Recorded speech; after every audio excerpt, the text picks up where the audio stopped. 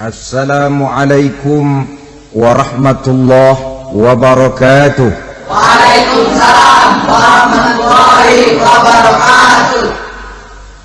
Alhamdulillah wassalatu wassalamu ala sayyidina Rasulillah sayyidina wa maulana Muhammad ibn Abdullah wa ala alihi wa sahbihi wa mawala. La hawla wa la quwwata illa billah, amma ba'du. Bapak-bapak, ibu-ibu, saudara-saudara kaum muslimin rahimakumullah.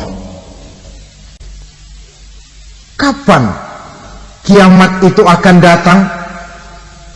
Ini rahasia Allah. Jangankan kita yang orang awam, baginda Nabi sendiri tidak diberitahu oleh Allah kapan kiamat itu akan terjadi.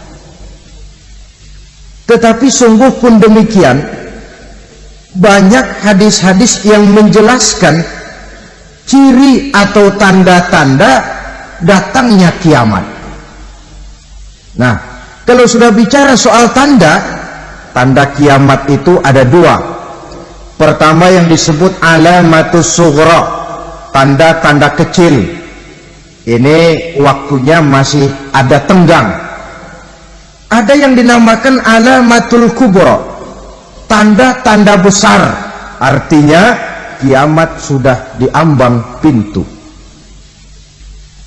Apa tanda-tanda kecil dari datangnya hari kiamat itu? Misalnya kata Nabi, apabila ilmu sudah diangkat oleh Allah, artinya apabila ulama sudah banyak wafat, minat orang belajar agama berkurang, lalu kebodohan nampak merajalela di mana-mana, zina dikerjakan secara terbuka, minuman-minuman keras jadi kebanggaan, itu termasuk di antara tanda-tanda kecil terjadinya hari kiamat. Apalagi misalnya iza waladatil ammatu rabbataha, apabila budak sudah melahirkan tuan. Apa maksudnya? Ada yang mentafsirkan apabila anak sudah bisa membudaki orang tuanya. Orang tua yang melahirkan dia, yang membesarkan dia, demi setelah si anak besar jadi orang berpangkat, bertitel, berharta, berkedudukan, jadilah orang tua itu budaknya. Sehingga sering dibilang kalau orang tua kaya, anak jadi raja. Tapi kalau anak yang kaya, orang tua sering jadi budak. Apalagi munculnya fitnah yang bergelombang, timbul perang antara dua bangsa yang besar, waktu berjalan terasa sangat pendek sekali. Itu merupakan tanda di antara tanda-tanda kiamat. Termasuk di dalamnya sulit membedakan mana laki, mana perempuan. Kan kalau tanda-tanda kayak begini sekarang sudah banyak kita lihat kan? Ulama banyak wafat, penggantinya sulit. Zina dikerjakan berterang-terangan, minuman keras jadi kebanggaan, banyak anak membudaki orang tuanya, sulit membedakan mana laki mana perempuan. Kadang-kadang dari belakang kita lihat perempuan bener, begitu kita colek nengok jenggotan.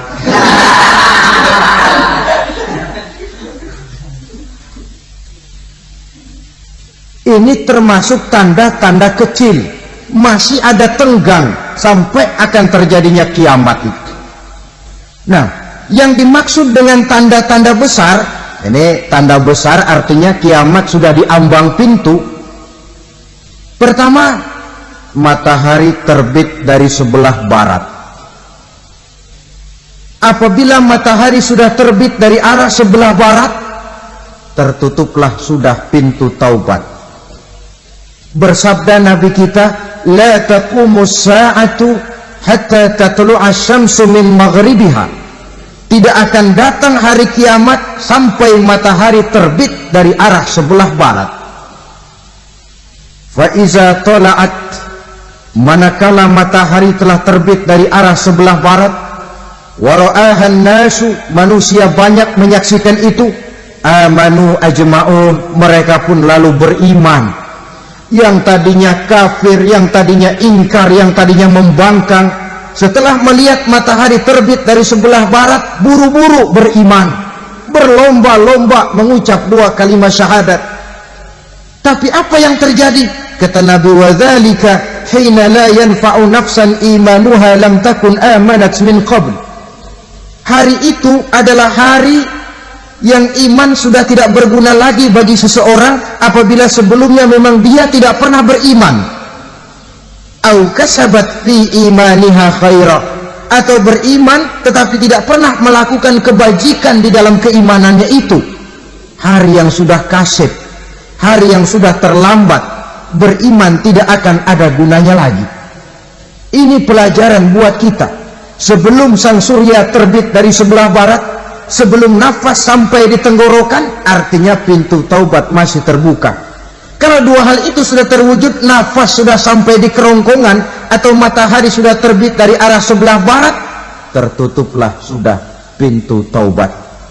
Tak ada lagi gunanya pangkat, jabatan, harta, bahkan beriman pun dalam suasana macam itu too late, kata orang Kulon. Sudah terlambat. Matahari terbit dari arah sebelah barat, itu tanda besar, artinya kiamat sudah diambang pintu. Lalu apalagi tanda besar? Munculnya Dajjal. Dajjal artinya pendusta-pendusta yang menyesatkan manusia. Ada dua macam Dajjal, saudara. Ada Dajjal kecil, ini Dajjal kelas teri. Kalau ini sejak zaman Rasulullah sudah ada itu. Tiap zaman ada. Di zaman Rasulullah misalnya ada yang bernama Aswad al-Unsi dari Yaman. Ada yang namanya Musailamah al-Kazzab dari Yamamah. Ada yang namanya Ibnu Sayyad dari Madinah. Ini Dajjal di zaman Rasul. Musailamatul Kazzab memproklamirkan diri jadi nabi, dia di zaman Rasul masih hidup. Ini Dajjal zaman Nabi. Di zaman sahabat muncul Dajjal. Di zaman kita sekarang ini Dajjal pun gentayangan. Dajjal kelas teri. Kerjanya mendustakan manusia, menyesatkan manusia, memalingkan manusia dari jalan yang benar dan diridhoi oleh Allah Subhanahu wa ta'ala. Adapun yang merupakan tanda besar dari datangnya kiamat, Dajjal kelas kakap, pembohong besar yang menyesatkan masyarakat manusia berpaling dari jalan Allah mengikuti jalan mereka. Apa sih ciri Dajjal itu? Kata Nabi dalam hadis Bukhari Muslim, inna Dajjala, sesungguhnya yang namanya Dajjal itu yakhruju, satu saat akan muncul mendekati hari kiamat. Wa inna ma'ahu ma'an, si Dajjal ini membawa air, wa naran, dan juga membawa api.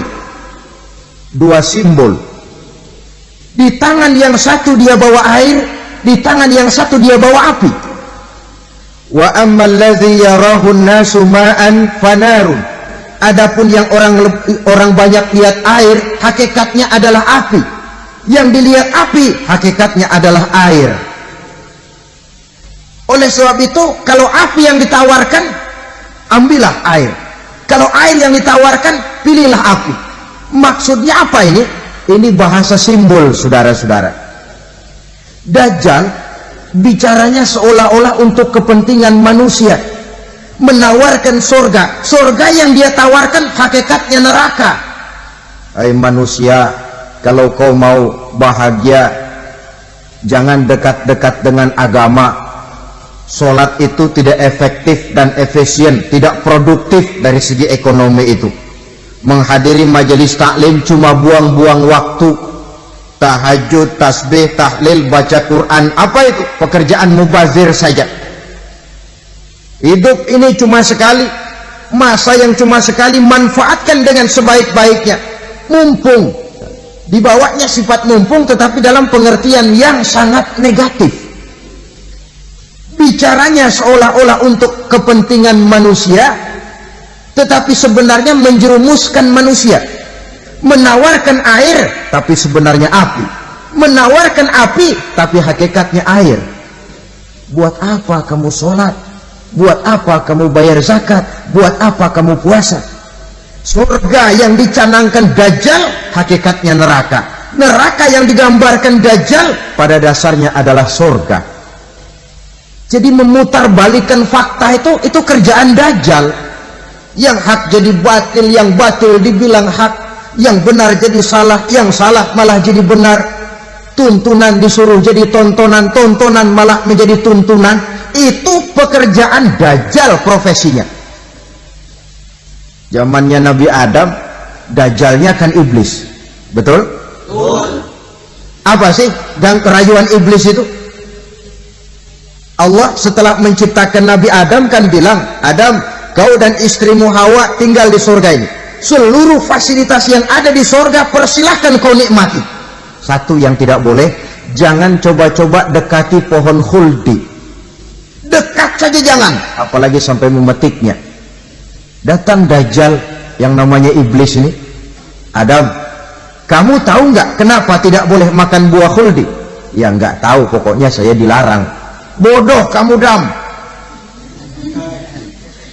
Khuldun artinya kekal. Kalau kamu makan itu buah, kau akan kekal di surga buat selamanya. Allah tidak kepengen, maka dilarang kamu makan buah khuldi. Kalau kau ingin kekal di surga, Adam, makan saja. Saya bicara begini ini untuk kepentingan kamu, Adam. Ini kan ciri-ciri Dajjal. Bicaranya sih seolah-olah untuk kepentingan Nabi Adam, hakikat sebenarnya menjerumuskan Nabi Adam supaya ingkar dan melanggar larangan dari Allah Subhanahu wa ta'ala. Jadi setelah muncul Dajjal, timbul kekacauan-kekacauan di masyarakat. Banyak yang terpengaruh, terpedaya dan terpesona. Termasuk mereka yang memproklamirkan diri jadi nabi, mereka yang memproklamirkan diri jadi rasul di zaman sesudah Rasulullah wafat. Itu adalah Dajjal-Dajjal.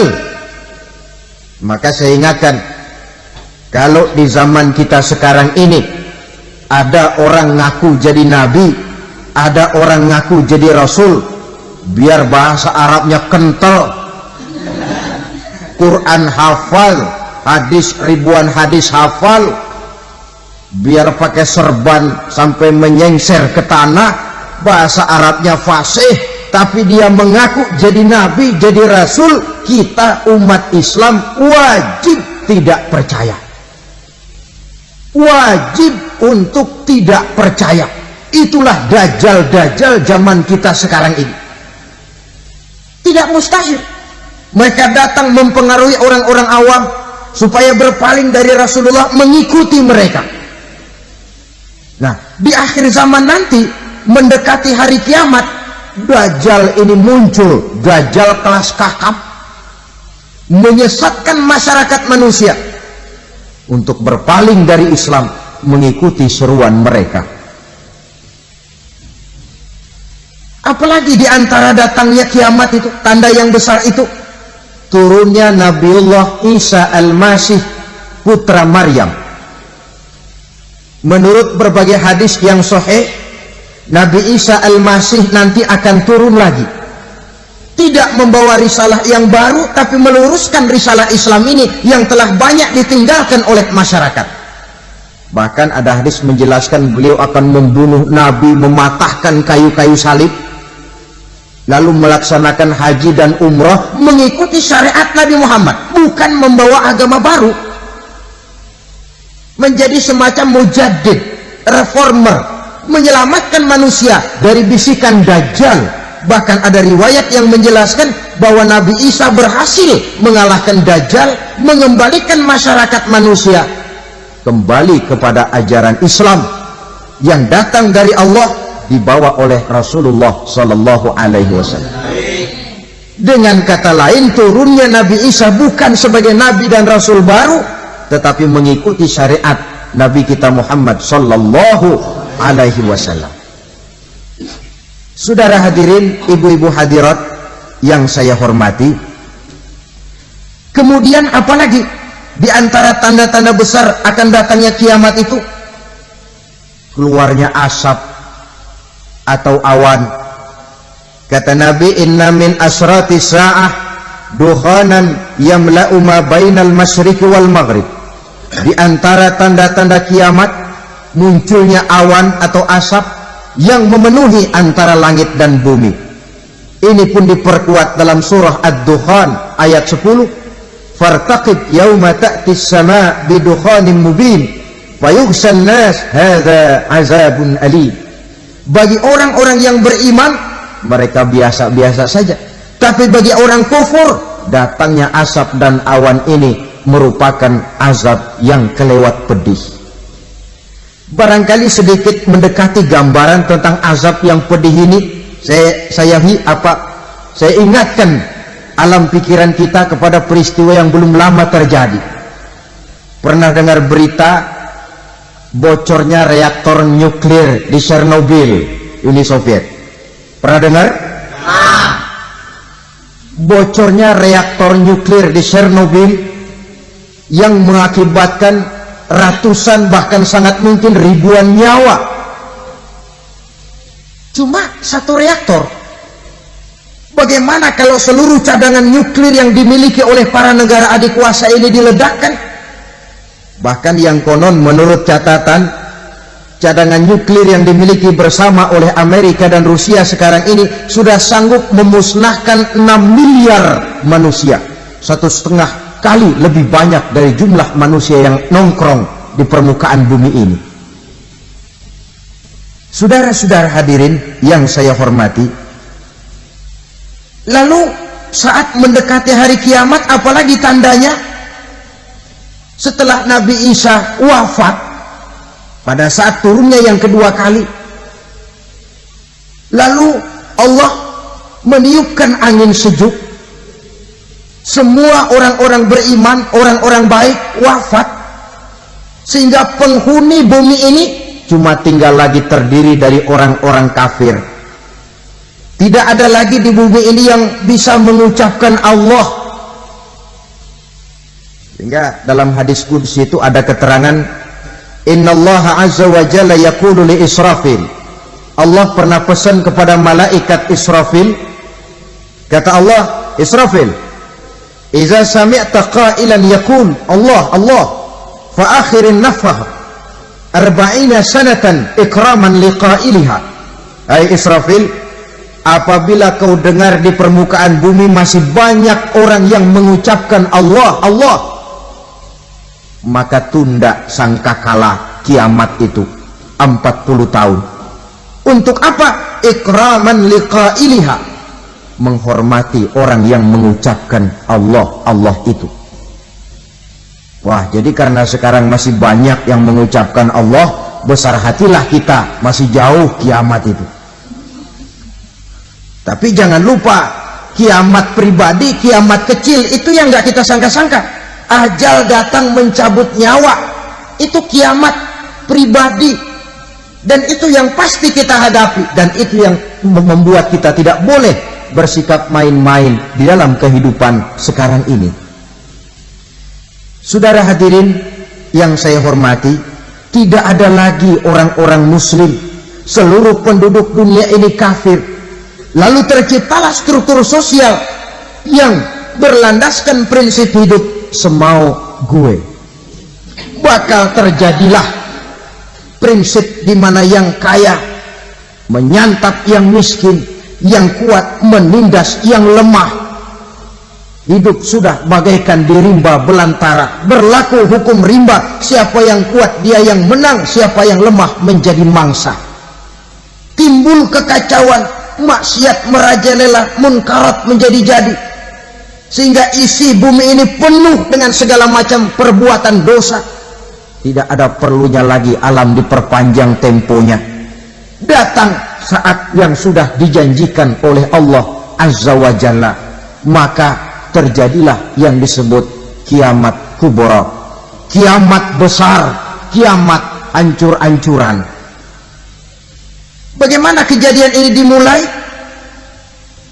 Dalam surah Az-Zumar ayat 68, Allah Subhanahu wa taala berfirman, "Wa nufikha fis-suri fasa'iqa man fis samawati wa man fil ardi illa man syaa Allah." Maka manakala ditiuplah sangkakala, terkejutlah seluruh yang ada di langit dan seluruh yang ada di bumi. Bila saat kiamat datang, Allah perintah malaikat Israfil, "Israfil, tiup sangkakalamu." Ditiuplah sangkakala oleh malaikat Israfil. Yang akibat daripada tiupan itu, seluruh yang ada di langit, seluruh yang ada di permukaan bumi terkejut. Yang ada di langit siapa? Malaikat kan. Bayangin aja kalau malaikat kaget, apalagi kita. Terkejut seluruh makhluk yang ada di bumi, yang ada di langit mendengar suara sangkakala itu. Bunyinya tidak sanggup kita bayangkan dahsyatnya. Ledakan nuklir, ledakan neutron, belum apa-apa ketimbang bunyi sangkakala malaikat Israfil ini. Nah, lalu mendengar bunyi sangkakala ini, gemparlah makhluk, kacaulah alam. Bumi gempa, planet-planet bertabrakan, gunung meletus, air laut tumpah ke darat, angin topan bertiup, halilintar menyambar, lalu semua yang bernama hidup mati total. Mati bareng tanpa persiapan. La haula wala quwata illa billah. Saya kadang-kadang dalam tafakur bermohon, ya Allah, mudah-mudahan saya nggak nemuin kiamat beneran. Ngeri, nggak bisa kita bayangkan macam apa suasana seperti itu. Allah saja banyak memberikan gambaran, misalnya Al-Qari'ah, wa mal qari'ah, wa ma adraka mal qari'ah. Kejadian yang menggemparkan. Tahukah kamu apa kejadian yang menggemparkan itu? Yauma yakunun nasu kal farasil mabsus wa takunul jibalu kal ihnil manfus. Pada saat itu manusia berterbangan bagai kupu-kupu, gunung berterbangan seperti kapas ditiup angin. Gunung saja macam kapas, konon lagi manusia.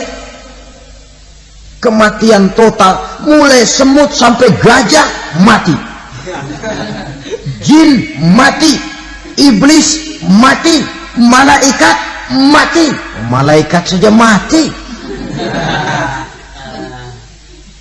Saudara hadirin yang saya hormati, kematian total yang tanpa persiapan. Orang bilang, Pak, kalau mati bareng begitu yang repot malaikat maut dong ya, cabut sana, cabut sini. Itu kalau menurut logika kita, mestinya begitu menurut logika. Tapi logika juga yang bilang nggak perlu serepot itu. Sebab untuk mematikan listrik di wilayah DKI, di wilayah Jakarta, nggak perlu tiap rumah didatengin matiin, ya lama.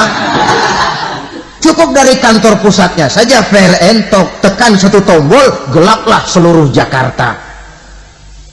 Saudara hadirin yang saya hormati, kematian total. Lalu setelah kematian total, planet-planet juga mati, dalam arti tidak bergerak dan beredar. Angin mati, dalam arti tidak bertiup. Air mati, dalam arti tidak ada riak gelombang. Pokoknya semua mati. Kullu nafsin za'iqatul maut, semua yang bernafas mati. Dalam ayat lain, kullu man 'alaiha fan, semua yang ada di permukaan bumi fana. Yang kekal cuma Allah Subhanahu wa ta'ala. Yang paling belakang mati malaikat maut dan malaikat Israfil. Tapi mati juga sesuai dengan janji Allah. Menurut hadis Bukhari Muslim dari Abi Hurairah, masa tenggang waktu antara kematian total pada tiupan sangkakala pertama dengan proses kebangkitan pada tiupan sangkakala kedua 40 lamanya. Tidak dijelaskan oleh Abi Hurairah 40 jam, apa 40 hari, apa 40 tahun. Hadis-hadis cuma menyebutkan 40 saja. Sunyi alam yang tinggal cuma Allah saja lagi. Ketika itu Allah berseru-seru, katanya, limanil mulkul yauma, siapa para penguasa hari ini? Mana itu raja-raja dan penguasa yang dulu mengaku jadi Tuhan? Fir'aun, mana Fir'aun sekarang? Yang dulu jadi raja, merasa berhasil, sombong, lalu tidak mau turun-turun dari kekuasaannya, sampai kepada puncak kekurang ajarannya mengangkat diri jadi Tuhan. Mana itu Fir'aun? Namrus, mana sekarang Namrus? La ilaha illa ana, ternyata tidak ada Tuhan lain selain daripada aku, kata Allah. Proses kemudian, saudara-saudara, turunlah hujan dari langit. 40 lamanya hujan itu, tidak jelas juga 40 jam atau 40 hari. Setelah air turun membasahi, datanglah tiupan sangkakala yang kedua. Semua yang bernama mati bangkit dari kuburnya masing-masing. Ini yang disebut Yaumul Ba'thi, hari kebangkitan. Allahu Akbar. Pada saat kita bangkit dari kubur kita masing-masing, kumpul di padang mahsyar namanya. Bayangin aja, saya sendiri nggak sanggup bayangin. Manusia sejak zaman Adam sampai zaman kiamat kumpul bareng di tempat sama. Berapa banyaknya itu?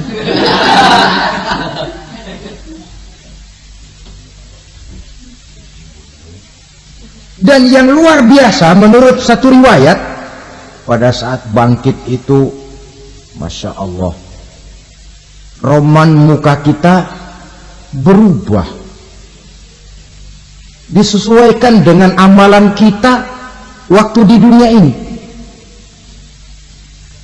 Barang siapa yang waktu di dunia amalannya itu amalan tikus, di akhirat nanti dia bangkit dari kubur, mukanya seperti muka tikus. Gagah betul badannya, tapi mukanya seperti tikus. Kenapa? Amalannya waktu di dunia seperti amalan tikus. Apa amalan tikus itu? Suka ngegeragoti barang yang sudah disimpan rapi-rapi. Orang sudah simpan uang rapi-rapi, simpan perhiasan rapi-rapi, digeragoti oleh tikus. Maling-maling, pencoleng-pencoleng, koruptor-koruptor, itu nanti di akhirat nanti kita lihat mukanya seperti muka tikus. Oh, ini waktu di dunia suka nyolong, hanya seperti muka tikus. Barang siapa yang waktu di dunia ini amalannya itu amalan macan, dia akan bangkit nanti mukanya seperti muka macan. Apa amalan macan? Macan itu amalannya menang-menangan. Orang yang mau menang saja, nggak mau mengalah. Coba lihat di hutan, kenal hutan nggak? Nah. Di hutan, raja hutan di mana-mana pasti macan, betul kan? Betul. Padahal hutan belum pernah bikin pemilihan umum. Tapi macan tidak peduli ada pemilihan umum apa tidak, pokok saya raja. Sebab apa? Macan jadi raja itu bukan karena benar, tapi karena kuat jadi raja. Setelah dia jadi raja, rakyat hutan yang mesti dilindungi malah dimakan oleh raja macan. Kambing rakyat hutan dimakan oleh macan, ayam rakyat hutan dimakan oleh macan. Itu nanti kita lihat di akhirat itu mukanya seperti muka macan, gagah betul. Lalu barang siapa yang di dunia ini amalannya itu seperti amalan anjing, nanti dia punya muka seperti muka anjing. Apa amalan anjing? Pertama, anjing itu kalau disuruh jaga rumah, dia tidak bisa membedakan mana maling, mana tamu. Biar yang datang maling, kalau bawa tulang, anjing kalem. Yang kedua, anjing itu akan setia kepada siapa saja yang memberinya roti. Siapa yang memberinya roti, itulah majikannya. Apa kata majikannya, pasti dia laksanakan. Soal benar atau salah, dia tidak peduli. Setelah anjing dapat roti, dia tidak punya pilihan lain kecuali bilang, abdi mah kumaha juragan wae ayeuna mah.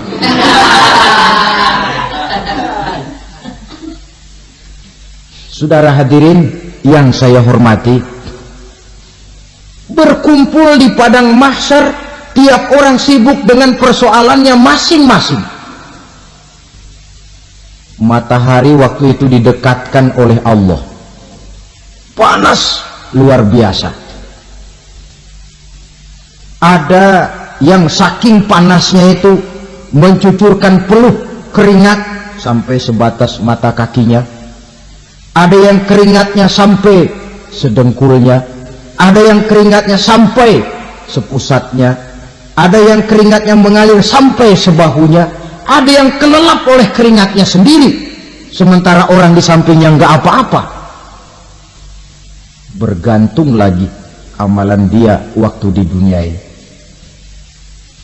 Saudara-saudara, sebagian orang dalam kepanikan padang mahsyar berombong-rombong datang mereka menghadap Nabi Adam. Ya Adam, anta abal bashar. Hai Adam, Tuhan adalah bapak moyang manusia. Kami sebentar lagi akan disidang, dimintakan pertanggungan jawab. Tolonglah kami, hai Adam. Kata Nabi Adam, jangankan nolongin sampean, saya sendiri tanggung jawab di hadapan Allah. Ketika dulu tidak boleh makan khuldi, saya serobot. Sudahlah, urus diri masing-masing saja, nafsi, nafsi. Begitu kata Nabi Nuh, begitu kata Nabi Ibrahim. Tiap orang bertanggung jawab sendiri-sendiri. Ketika itulah saudara-saudara, nikmatnya menjadi umat Nabi besar Muhammad sallallahu alaihi wasallam. Sebab apa? Walaupun menurut abjad kita ini umat paling belakang, kan paling belakang kita ini toh, karena Nabi Muhammad adalah Nabi akhir, tapi akan dihisab lebih dulu, lewat di atas sirat lebih dulu, masuk surga lebih dahulu ketimbang umat-umat belakangan. Ketika Rasul mendekati ajal, beliau tanyakan itu kepada malaikat Jibril. Malaikat Jibril berkata, Muhammad jangan khawatir, Allah sudah berjanji, inni haramtul jannata ala sairil anbiya hatta tadkhulaha anta wa haramtuha ala sairil umami hatta tadkhulaha ummatuka. Surga aku haramkan buat seluruh nabi kecuali kalau engkau Muhammad sudah masuk ke dalamnya, dan surga aku haramkan buat seluruh umat kecuali kalau umatmu Muhammad sudah masuk ke dalamnya. Logikanya, walaupun menurut abjad kita umat paling belakang, bakal dihisab paling dulu, lewat di atas sirat paling dulu, masuk surga paling dulu, kalau mampir ke neraka juga paling dulu. Ya resiko, jangan mau enaknya aja paling dulu. Saudara hadirin yang saya hormati, setelah masa kebangkitan itu jangan dikira begitu bangkit langsung diperiksa, masih menunggu menanti ribuan tahun perhitungan padang mahsyar untuk sampai kepada proses yang disebut yaumul hisab, hari perhitungan. Seorang demi seorang bakal dipanggil.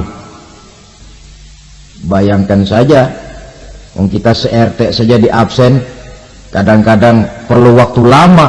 Ini manusia sejak zaman Nabi Adam sampai datang hari kiamat, satu demi satu disidang di hadapan Qadhi Rabbul Jalil. Status sosial copot sudah waktu itu. Yang pernah jadi hartawan di situ tidak lagi kelihatan kehartawanannya. Yang pernah jadi jenderal tidak lagi dipanggil jenderalnya. Yang ustadz tidak lagi dipanggil al-mukarramnya.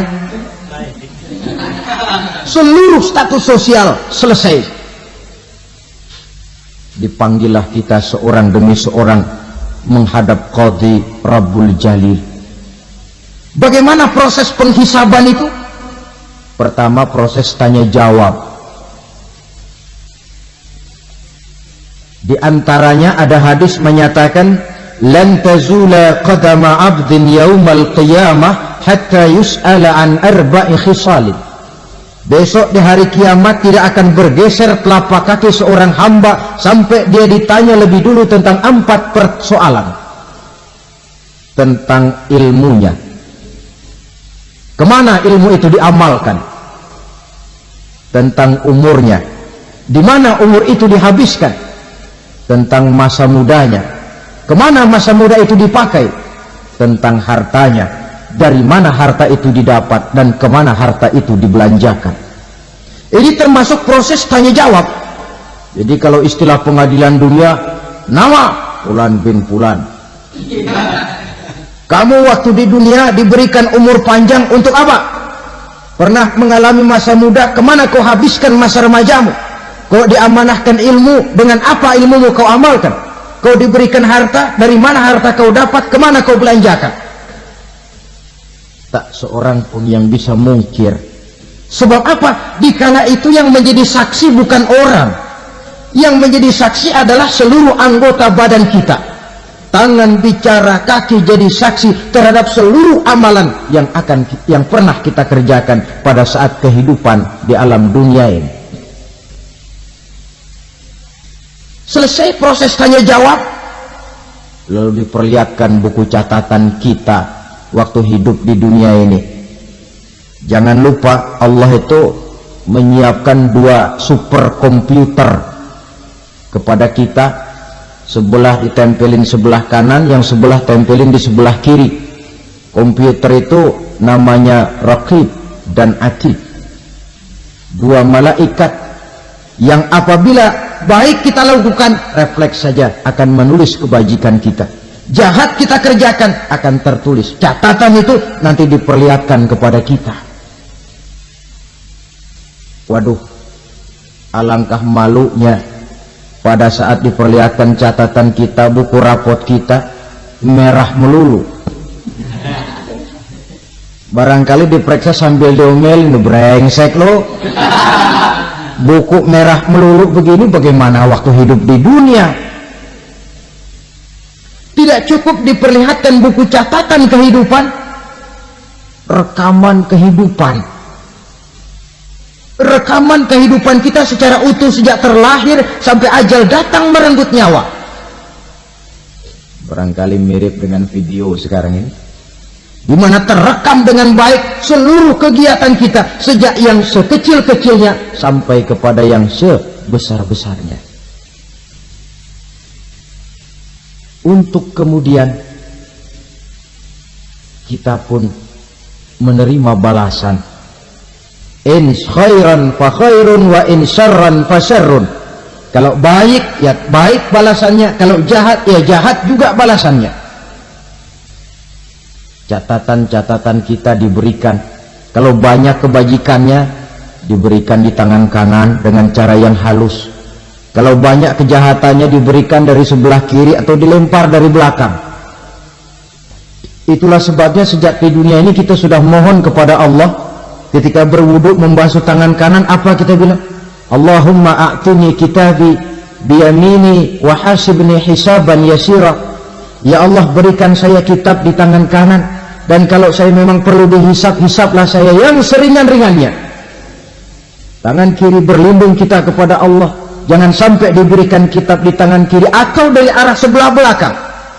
Wa a'udzubika an tu'tiya kitabi bisimali aw min wara'i zuhri, dari arah sebelah belakang. Na'udzubillah min dzalik.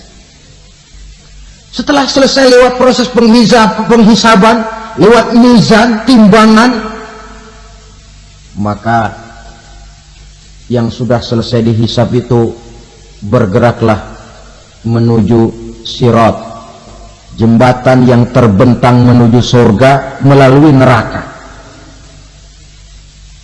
Saudara-saudara, panjangnya perjalanan sirat itu memakan waktu ratusan tahun.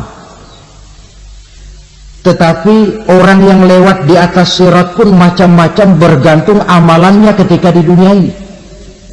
Ada yang lewat di atas sirat itu kalbarkil khatib, seperti kilat yang menyambar, sudah sampai dia di surga. Cepat bukan main. Ada yang lewat di atas sirat itu seperti orang lari-lari. Ada yang lewat di atas sirat itu seperti orang jalan biasa. Ada yang sambil merangkak, ada yang sambil ngesor, ada yang sambil gelayutan. Ada yang selamat sampai ke ujung ke surga, ada yang tergelincir jatuh masuk ke dalam neraka, bergantung amalannya dalam kehidupan di dunia sekarang ini. Tiap kita akan melewati yang namanya sirat ini. Saudara-saudara kaum muslimin yang saya hormati,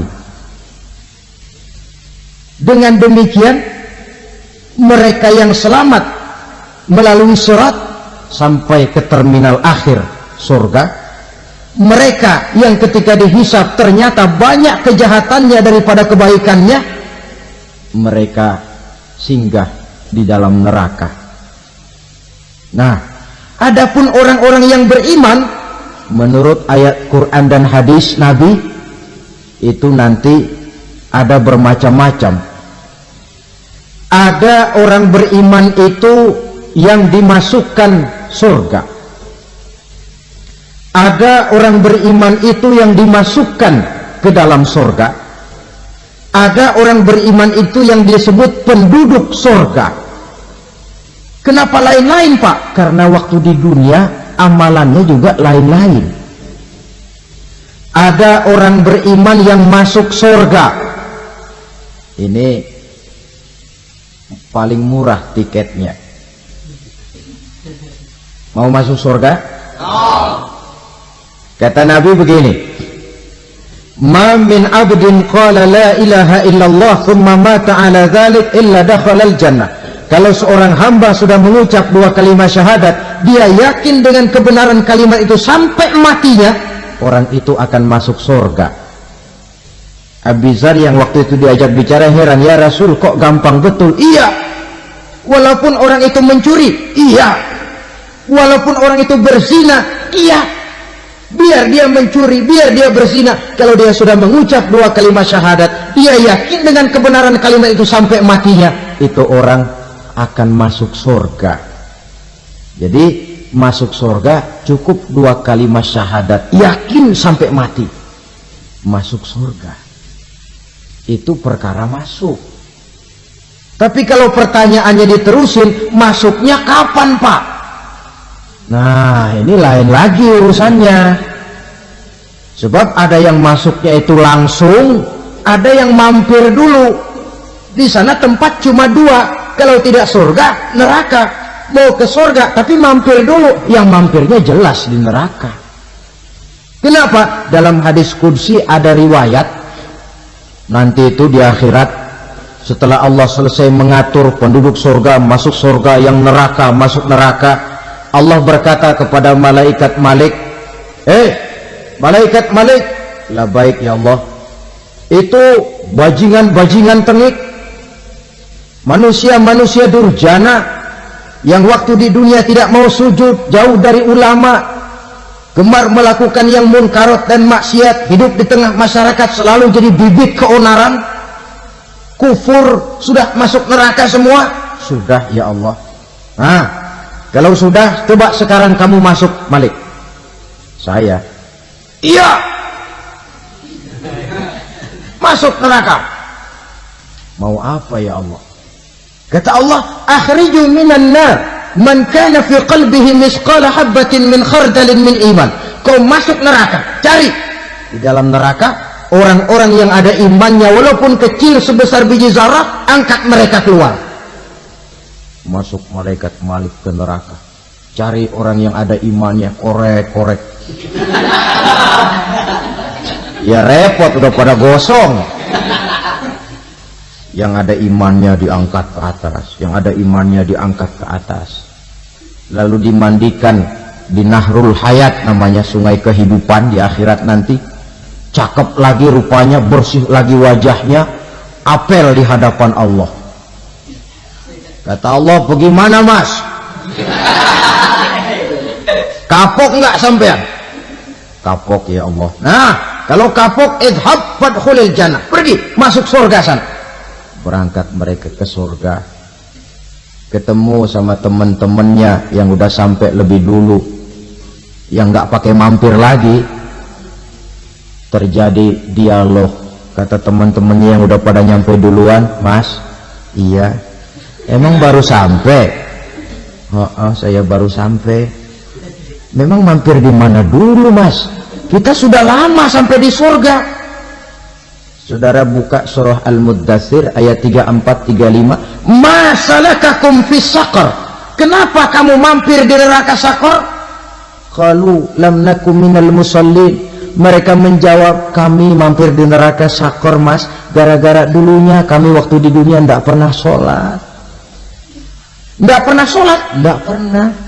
Karena rumahnya dekat masjid, cuma dekat doang mas. Sholat mah enggak saya. Enggak pernah ngasih makan fakir miskin, enggak pernah hadir di majelis taklim, pendeknya enggak pernah melakukan kebajikan. Maka saya pun mampir di neraka Saqar. Untung betul saya punya iman mas, sedikit. Waktu hidup di dunia dulu saya pernah mengucap 2 kalimat syahadat. Sekali-kalinya waktu mau kawin. Masya Allah. Untung saja kawin. Kalau nggak kawin, polos.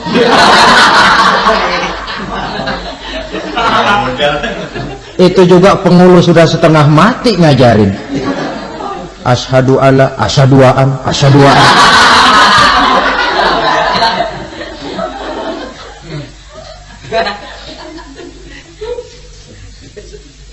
Ini namanya masuk surga, ada mampir dulu. Ada pula orang mukmin itu yang dimasukkan surga. Namanya dimasukkan kan terima beres. Saya masuk ke rumah, jalan sendiri, cari tempat sendiri. Saya dimasukkan ke dalam rumah, terima beres, pokok ada di dalam, itu dimasukkan namanya. Nggak pakai mampir. Tapi tentu tiketnya lebih mahal ketimbang yang pertama tadi. Apa kata Allah? Innal ladzina amanu wa amilus shalihat la ukaffiranna anhum sayyi'atihim wa la udkhilannahum jannah. Sesungguhnya orang-orang yang beriman kemudian beramal soleh, kami hapuskan segala dosa dan kesalahannya, kami masukkan mereka ke dalam surga. Lihat ayatnya, Allah yang memasukkan, kita yang dimasukkan. Tidak pakai transit, tidak usah mampir. Cuma tidak cukup syahadat, tidak cukup amanu, tapi diiringi dengan wa amilus shalih. Iman, amal. Tidak cukup syahadat, lalu dibuktikan dia sholat, dia zakat, puasa, lalu dia melakukan berbagai macam kebajikan. Ini yang menyebabkan dia tidak pakai mampir di tempat yang bernama Saqar. Lalu ada pula orang mukmin itu yang disebut penduduk surga. Wah, ini sudah VIP ini. Ashabul jannah, penduduk surga. Siapa mereka? Kata Allah, innal ladzina amanu summa istaqamu fala khaufun 'alaihim wa la hum yahzanun ulaika ashabul jannah hum fiha khalidun. Sesungguhnya orang-orang yang beriman lalu istiqamah, tetap dalam melaksanakan perintah Allah, tidak goyah, tidak labil tapi stabil, istiqamah, mereka tidak takut dan tidak bersedih hati. Merekalah penduduk surga. Iman, istiqamah. Tidak punya duit, sembahyang. Banyak duit, sembahyang. Miskin, sembahyang. Kaya, tetap sembahyang. Istiqamah. Kadang orang kalau susah rajin ke masjid, banyak duitnya ngelihat masjid melengos.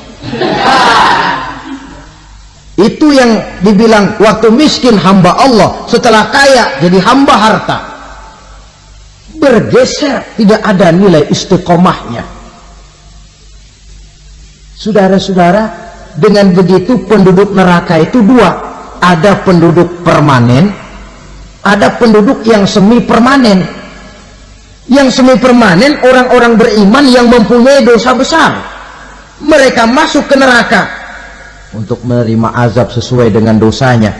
Bila selesai masa azab itu, mereka akan diangkat untuk ditempatkan kembali ke dalam surganya Allah Subhanahu wa ta'ala.